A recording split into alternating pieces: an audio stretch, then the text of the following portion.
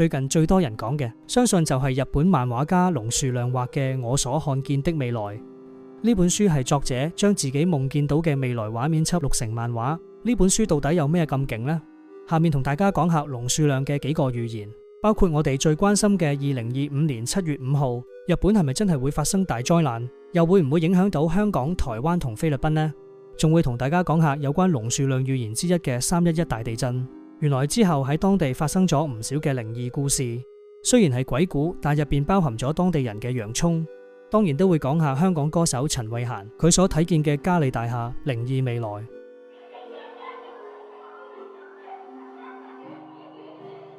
講到世界末日大災難嘅預言傳說，我諗大家由細到大都聽唔少。下面係一啲比較出名嘅世界末日預言。世界知名已故法國預言家洛查丹馬斯，佢嘅預言話1999年7月恐怖大王會從天而降，搞到世界末日。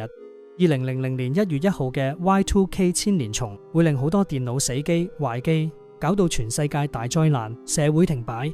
2012年12月21號瑪雅末日預言話第13個巴克頓週期結束嘅時候，地球會被小行星、尼比魯星或者其他外星物體摧毀，又或者俾外星人入侵等等。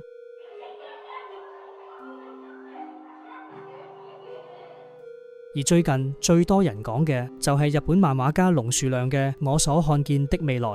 下面同大家數下作者嘅預知夢有邊啲真係中咗。龍樹亮喺《我所看見的未來》完整版同現實對應到嘅夢境包括1976年11月24號夢見 Queen 樂隊主音 Freddie Mercury 死亡，1986年11月28號再夢見 Queen 樂隊。龍樹亮夢見皇后樂隊成員同一個不知名男人嘅銅像，但唯獨見唔到 Freddie Mercury。最終 Freddie Mercury 喺1991年11月24號因感染艾滋病而離世，同夢境相隔15年。後來日內瓦亦確實建造咗 Freddie Mercury 嘅銅像。1989年8月27號夢到一個山洞有個唔識嘅女人。龍樹亮瞓醒之後去橫濱某個公園附近散步，發現防空洞環境同夢境一樣，仲影相記錄咗。幾日之後新聞就話防空洞有個女人遇害，死者衫嘅特徵同夢境完全吻合。1992年龍樹亮夢到自己嘅一張自畫像，上面放咗張一個女人抱住細路仔嘅畫像，上面寫住 Diana， 聽到一把年長女性嘅聲音叫戴安娜，把聲係好似英女王伊麗莎白嘅。1997年8月31號戴安娜王妃撞車死，但龍樹亮話夢入邊冇覺得個女人會死，覺得係讀者事後強行加上去嘅定義。1998年喺印度見完印度聖人塞巴巴之後，夢見2011年3月嘅日期。結果2011年3月11號真係發生東日本大地震。咁龍樹亮收錄喺書但未驗證嘅夢境又包括咗邊啲？例如1991年起3次夢見富士山大爆發，發夢時間分別係1991年、2002年、2005年。喺書中作者亦都有作出解釋，話火山爆發可能係象徵世界性恐慌，又或者係世界因為流行病而陷入恐慌，未必係大家想象嘅嗰種火山大爆發。大家又記唔記得2024年富士山上空出現咗龍雲嘅奇怪天象？咁又係咪預示咗富士山會蘇醒呢？個人嚟講就唔希望啦。1995年1月2號，龍樹亮夢到地面有2條大裂痕，天上有個女人。龍樹亮叫個女人帶佢走，對方話等5年會嚟接你。1995年11月26號，作者夢到7月15號自己會死，喺夢中佢寫低咗遺書，話希望來賓都要着白色衫參加葬禮，而最後夢中嘅來賓都係着晒白衫出席。到咗2007年5月14號，龍樹亮再次夢到5月25號自己會死，當然作者安然度過咗。如果唔係之後又點會有完全版呢？但係龍樹亮後來喺完全版寫咗2025年會有全球性大災難襲擊日本，到時就係自己使命完成嘅時候。佢再一次預言自己嘅離世。龍樹亮喺2021年7月5號凌晨夢到2025年7月5號朝早5點，日本南面太平洋水位上升，從高空睇到日本同菲律賓中間海面突然噴發，巨大海浪擴散，造成比311更勁3倍嘅海嘯，陸地被擠壓隆起，由日本、香港、台灣到菲律賓陸地連成一片。佢話災難過後會迎來更光輝未來，同時覺得自己嘅葬禮會喺呢段時間舉行。由於佢嘅命中率都幾高，令人擔心今年7月5號真係會出事。除此之外，仲有未出現嘅神奈川橫濱地區海嘯。1981年6至9月期間，龍樹亮夢到橫濱會有大海嘯，但係到而家都未發生。下個可能應驗嘅時間有可能係2026年。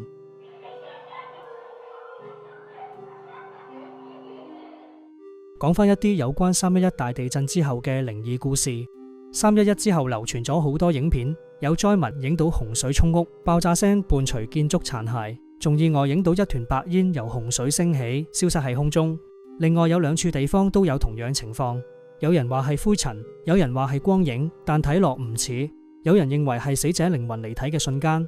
311後唔少人拍到類似嘅嘢，但到底係咩嘢就真係冇辦法證實。不過311嘅靈異故事同一般唔同，唔止係靈異，反而有啲洋蔥。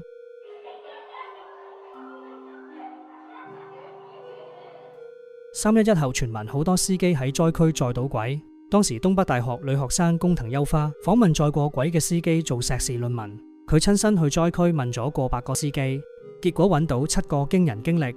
當中一個50幾歲嘅司機話，災後第一個夏天，有個着大褸嘅女乘客喺石卷站上車，話要去南濱。司機問：小姐去南濱嗰度咩都冇喎，你真係要去？點知後座傳嚟顫抖聲，咩都冇，唔通我已經死咗？司機聽到之後驚恐咁望向後座，但係發現已經冇人。另一個40歲司機話，喺8月份載過一個着厚外套嘅後生仔，個後生仔上車一直冇出聲。司機話淨係見到個後生仔用手指一直指住前面，於是司機就只能夠開車向前啦。途中問咗個後生仔好多次去邊度，最終個男仔都答咗司機要去日和山。到埗嘅時候，個客就突然憑空消失咗。的士都有跳標記錄，好多司機都自己貼錢俾翻公司，跳標紙就成咗曾經載客嘅有力證據。司機講呢啲鬼故嘅時候唔太驚，反而對鬼客有敬意，覺得佢哋都只係想翻屋企睇下，所以照開車帶亡魂到目的地。到達之後仲會開門話辛苦晒，翻到屋企啦。因為好多司機自己都冇咗親人，話好樂意送佢哋翻屋企。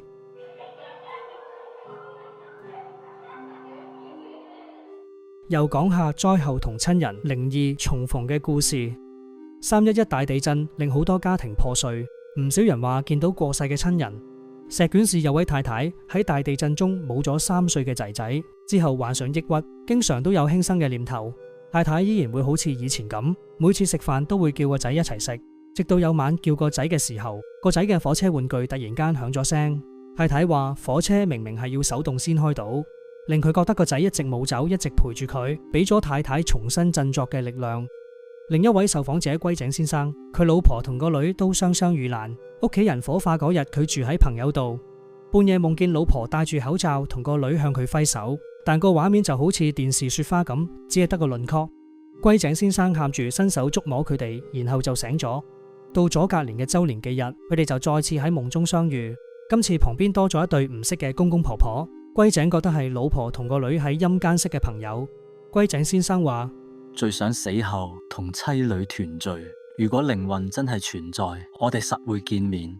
如果冇呢個希望，生存仲有咩意義？龜井先生參加嘅遺族會，有人夢見死咗嘅仔女每次都會長大啲，但係龜井先生夢中嘅妻女就永遠保持離世之前嗰個樣。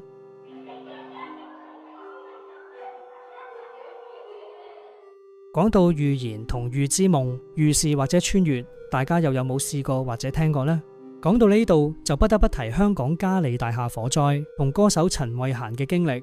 1996年11月20號下晝4點9，彌敦道233號嘉利大廈電梯槽燒焊火舌引燃木板，商戶初時以為係工程嘅燒焦味道，所以冇理。濃煙攻上高層，先知真係火燭。消防到場18分鐘之後，將火警升為4級。到夜晚再將火警升級為5級大火，多人被困，最終導致41死80傷。到今日我都仲記得喺新聞睇到被困嘅人揮動毛巾求救同埋跳樓逃生嘅畫面。嘉利大廈自此就怪事不斷，附近居民瞓覺成日俾鬼壓，傳聞有家屬守夜嘅時候棺材亦會發出怪聲，又有靈異嘅報火警電話。據悉警方收過多次報火警嘅電話，當警方追查嘅時候，竟然發現電話號碼早就已經被取消登記，而且都屬於嘉利大廈嘅火災死者。